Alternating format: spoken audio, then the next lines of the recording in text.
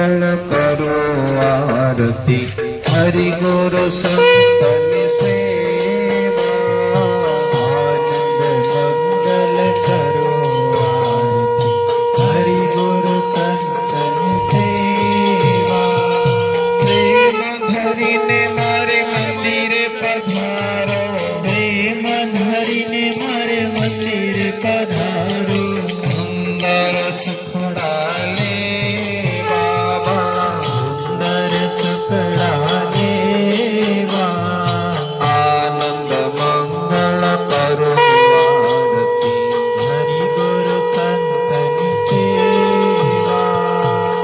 श्री रामचंद्र भगवान की जय।